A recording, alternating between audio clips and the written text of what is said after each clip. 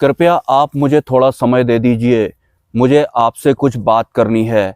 बहुत सारे कमेंट्स या फिर बहुत सारे व्हाट्सअप या फिर बहुत सारे टेक्स्ट मैसेज जो काल निरंजन को एक्सप्लोर करता है, क्या लगता है आपको उसके पास समय होता होगा? इस समय की कमी ही तो मेरे पास सबसे ज़्यादा होती है। मुझे पता भी नहीं लगता है कि कब दिन हुआ और कब रात हो गई। इसके अलावा एक और कमेंट आया था कि माँ पराशक्ति कौन है। फिर से लोग शब्दों में उलझने में लगे हुए हैं, जानकारियां इकट्ठा कर रहे हैं, मतलब उन्हें पता लगना चाहिए, फिर उनके मन के अकॉर्डिंग जो वो सुनना चाहते हैं वो उन्हें सुनने को मिलना चाहिए। तो सिंपली इस ब्रह्मांड को बनाने के लिए या फिर इन सृष्टियों को बनाने के लिए या फिर इनको चलाने के लिए किस किस चीज की जरूरत पड़ती है? शक्ति की जरूरत भी जरूर पड़ती है, वही है माता पराशक्ति। और सिर्फ शक्ति से ही ब्रह्मांड का निर्माण या फिर प्रकृति का या फिर सृष्टि का संचालन नहीं होता है। अगर आपको इस तरह का बनाना होगा तो क्या क्या चाहिए होगा आपको इसके लिए? ये खाली स्थान भी बनाना है, इस खाली स्थान के पीछे वाले को हाइड भी करना है, ये दिखने वाला जैसा भी बनाना है, ये महसूस होने वाला जैसा भी बनाना है, और क्या क्या चाहिए होगा आपको अगर आप सृष्टि बना रहे होंगे तो? परमात्मा की भार रहित, प्रयास रहित और परम आनंद वाली सृष्टि का हिस्सा जब हम ऊर्जा स्वरूप में हुआ करते थे। और सृष्टियां कैसे चलाई जाती हैं, ब्रह्मांड कैसे बनाए जाते हैं, ये काल निरंजन भी देखा करता था और सीखा भी करता था। तो उसके बाद जब काल निरंजन ने अपनी खुद की पर्सनल वाली सृष्टि या फिर ब्रह्मांड बनाने की जिद की थी तो परमात्मा द्वारा उन्हें दंडित किया गया था या फिर श्रापित किया गया था। और जिन भी ऊर्जाओं को हिप्नोटाइज करके काल ने अपने साथ में खड़ा किया था सपोर्टर के तौर पर, उन सबको भी परमात्मा द्वारा निष्कासित कर दिया गया था या फिर टर्मिनेट कर दिया गया था। उसके बाद कुछ इस तरह की सृष्टि का निर्माण हो जाता है और हम जो ऊर्जा स्वरूप हुआ करते थे, हमारा ऐसा शरीर बन जाता है और इस शरीर के रूप में हम इंसानों को बहुत ज्यादा कमजोर बना दिया जाता है। काल निरंजन जो एक वक्त काल अतीत हुआ करता था, उसके बाद वो काल के बंधन में आ जाता है। मतलब समय के बंधन वाली सृष्टियां ये हैं जो काल निरंजन के अंडर में हैं या फिर जो श्रापित हैं, जिसका हिस्सा हम और तुम हैं। परमात्मा द्वारा टर्मिनेट कर दिए जाने के बाद काल निरंजन कुछ इस तरह की सृष्टि बना लेता है और कुछ ऊपर जो आपको अनंत ब्रह्मांड दिखाई पड़ता है, जहां जहां तक ये हमारी आंखें देख पाती हैं, लगभग वहां वहां तक इस श्रापित सृष्टि की परिधि है। लेकिन इस शरीर के रूप में हमें इतना कमजोर बनाया गया है कि हम उड़ भी नहीं सकते हैं। और एक वक्त हम ऊर्जा स्वरूप हुआ करते थे, हम जहां चाहें वहां जाया करते थे। हम इंसान अगर इस अनंत ब्रह्मांड की यात्रा करना भी चाहते हैं तो हम मिसाइल में बैठ के जाते हैं, वो भी फुस होकर नीचे गिर जाती है, या फिर हम हवाई जहाज का सहारा लेते हैं, वो भी ज्यादा ऊपर तक जा नहीं पाता है। किसी अन्य ग्रह में अगर हम जाते हैं तो हमारा ये फिजिकल बॉडी होने की वजह से हम वहां भी नहीं रह पाते हैं, क्योंकि इस शरीर को चलाने के लिए कुछ अलग हिसाब का सिस्टम चाहिए होता है। मतलब अनंत आकाश में जितना भी ब्रह्मांड हमारी ये खुली आंखें देख पाती हैं, बस वहां वहां तक ही हम इंसान हैं, वहां वहां तक ही ये श्रापित सृष्टि है और वहां भी हम फिजिकली जा नहीं सकते हैं। हम इंसानों को कुछ इतना कमजोर बनाया गया है। इससे भी बड़ी बात, अगर कोई इंसान कोई जुगाड़ करके किसी अन्य ग्रह पर पहुंच जाते हैं तो हम इंसानों के शरीर जैसे वाले वहां उन्हें कुछ भी नहीं दिखाई पड़ते हैं, क्योंकि ये शरीर ही सारे फसाद की जड़ होता है। और बाकी जो ग्रह होते हैं वहां पर ऊर्जा वाले, एनर्जी वाली बॉडियां चलती हैं। ऐसा शरीर नहीं होता है ये मांस वाला। तभी आपने देखा होगा या फिर सुना होगा कि किसी भी ग्रह में इस तरह का शरीर वाला कोई होता ही नहीं है, वहां सिर्फ एनर्जी वाली बॉडियां होती हैं। और जब हम इस तरह के शरीर में नहीं थे तो हम भी उसी तरह की एनर्जी वाली बॉडी में सर्वाइव किया करते थे, लेकिन हम परमात्मा वाली सृष्टि का हिस्सा हुआ करते थे।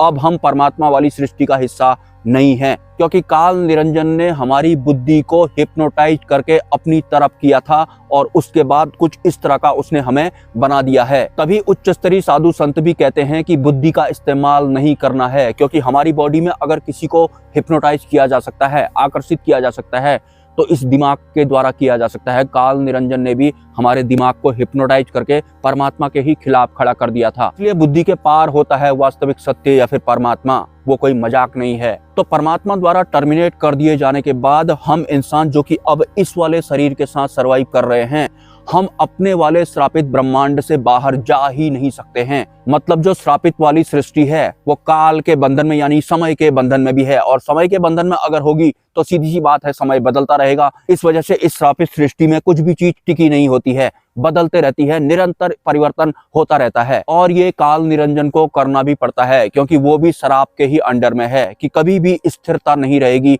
तुम्हारी वाली सृष्टि में। तो टाइम टू टाइम इस सृष्टि का विनाश भी करना पड़ता है और दोबारा से नए हिसाब से नए वाले जीव उत्पन्न करके यहाँ पर फैला दिए जाते हैं। पुराना का कोई हिसाब किताब होता ही नहीं है। जो डायनासोर थे उन्हें आप कोई और मत समझना, वो हम ही हुआ करते थे।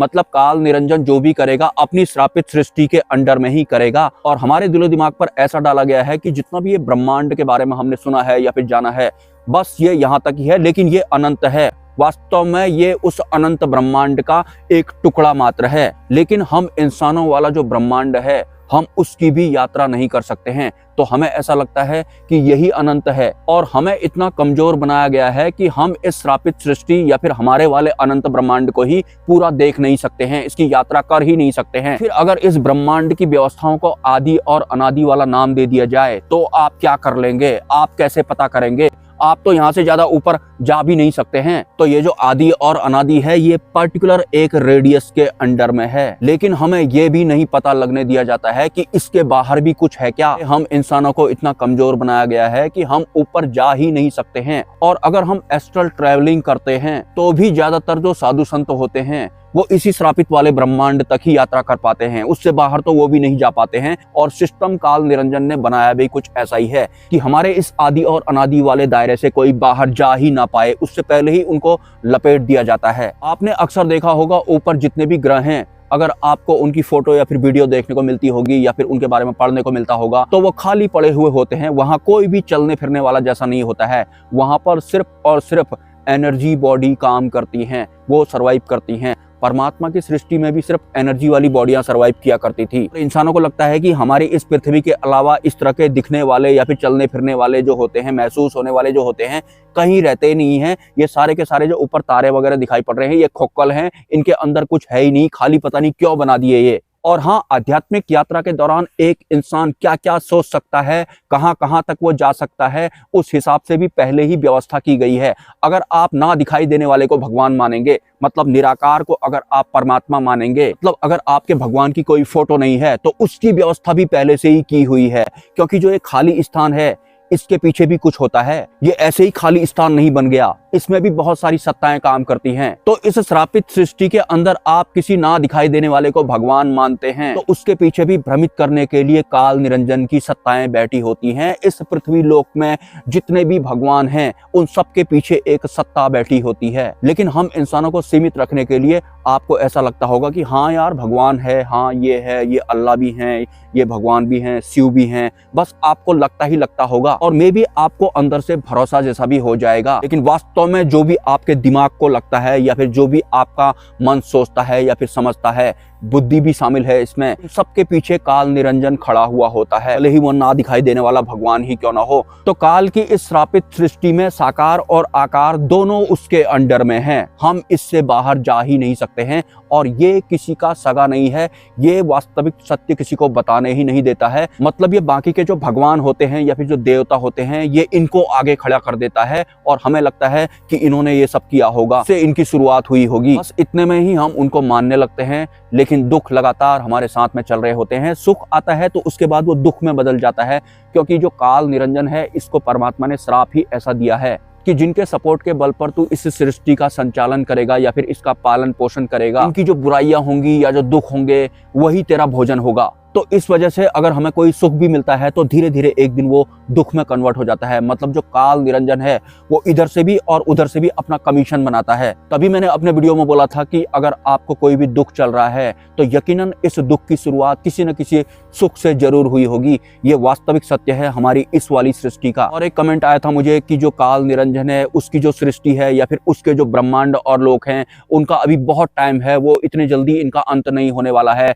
ये लिखा गया है, इनको दिया गया है। अरे बहुत कुछ तो तुमको उनके द्वारा ही समझाया गया है। एक आम इंसान ज्यादा से ज्यादा अगर एस्ट्रल ट्रैवलिंग भी करता है तो वो इसी श्रापित सृष्टि या फिर ब्रह्मांड के अंडर में ही करता है। क्या सोचेंगे आप, क्या समझेंगे, क्या पढ़ेंगे, क्या पढ़वाया गया होगा आपको? अनादि और आदि काल से ही पहले, जब काल भी अतीत हुआ करता था, मतलब जब काल समय में नहीं बधा हुआ था, खुद वो फ्री हुआ करता था, उससे पहले जब काल ने बगावत की थी वो भी वास्तविक सत्य से और उसके सपोर्ट में हम खड़े हुए थे। उसके बाद ने काल ने हमारे इस ऊर्जा शरीर का कुछ इस तरह का शरीर बना दिया जो कि बहुत ज्यादा कमजोर होता है। हम समय के हिसाब से ही अपना जीवन यापन करने में लगे होते हैं। हमारे इस शरीर का भी एक फिक्स टाइम है, जन्म और मृत्यु का भी हमारा टाइम जैसा बना हुआ है, हर चीज का हमारा टाइम के अंदर में होता है। और जो वास्तविक सत्य है या फिर जो परमात्मा वाली भार रहित सृष्टि है वहां काल नहीं होता है, वो काल अतीत होती है। इस तरह का समय वहां नहीं होता है।